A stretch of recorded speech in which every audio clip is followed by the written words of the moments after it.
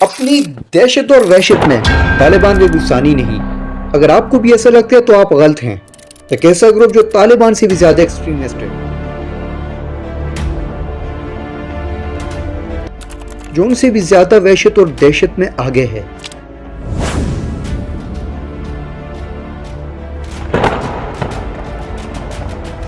ISIS کے یا داعش خوراسان.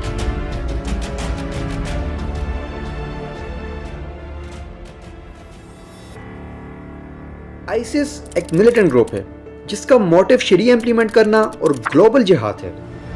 داعش خوراسان یا آئیسس کے کو سمجھنے سے پہلے ہمیں سب سے پہلے آئیسس کو سمجھنا پڑے گا.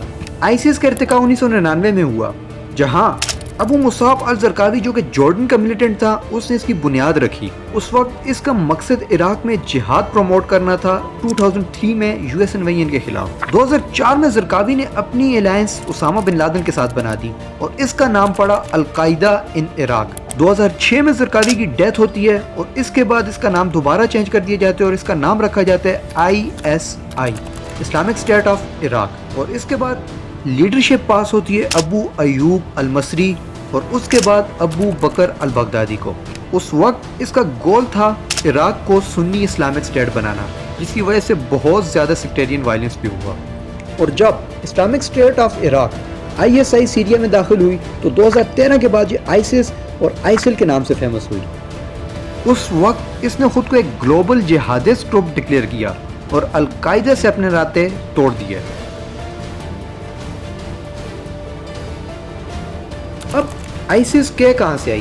آئیسس کے 2015 میں اسٹیبلش ہوئی جب پاکستان اور افغانستان کے علاقوں سے طالبان کے گروپ میں سے ملیٹنٹ نکل کے اپنی وفاداری آئیسس کو شو کرتے ہیں.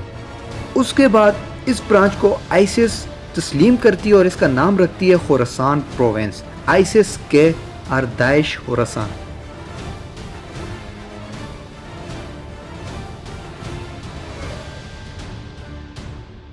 اس کا نام خوراسان ہسٹوریکل نام کی وجہ سے پڑا جو کہ پاکستان، افغانستان، ایران اور سینٹرل ایشیا کے کچھ علاقوں پر مشتمل تھا. اسی وجہ سے اس کا نام پڑا آئیسس کے، آئیسس خوراسان یا داعش خوراسان. اب آئیسس طالبان سے خطرناک کس طرح ہیں؟ طالبان صرف افغانستان کی باؤنڈری کے اندر اپنا امپیکٹ ڈالتے ہیں، جبکہ آئیسس اپنا امپیکٹ گلوبلی ڈالنا چاہتی ہے. آئیسس کے مطابق طالبان لبرل اور ماڈریٹ ہے. اب اندازہ لگائیے کہ وہ آئیڈیالوجی جو طالبان کو لبرل اور ماڈریٹ کہہ رہی ہے، اس کے ایکسٹریمزم کس قدر خطرناک ہوگا. آئیسس طالبان کو نیشنلسٹ کہتی ہے اور کہتی ہے کہ یہ پیور اسلامک نہیں ہے، یہ صرف اپنی باؤنڈریز کے اندر اپنا کنٹرول جمانا چاہتے ہیں، نہ کہ یہ گلوبلی اسلامک آئیڈیالوجی پروموٹ کر رہے ہیں. طالبان صرف افغانستان ریجن میں آپریٹ کرتے ہیں، جبکہ آئیسس دنیا کے 10 مختلف ریجن میں آپریٹ کرتی ہے، جس میں سے خوراسان اس کا ایک پروونس ہے جس کی برانچ ہے آئیسس کے، داعش خوراسان. آئیسس کے مطابق آئیسس ہی صرف پیور مسلم ہے اور سب ہیپوکریٹ ہیں. Is there a difference between ISIS and some other people who say they're Muslims? Yeah, they're all Muslims. They are hypocrite, but the ISIS they are real Muslim. Okay. They make Sharia. Imagine کیجئے کہ اتنی extreme ideology جو کہ صرف اپنے ہی sect کو real اور pure کہہ رہی ہے اور سب کو، ایون کہ آئیسس سب سے زیادہ، داعش خوراسان سب سے زیادہ شیعہ کمیونٹی کو ٹارگٹ کرتی ہے اور اس کی اگزامپل ہے ہمارے پاس پریویس اٹیک ان اسلام آباد.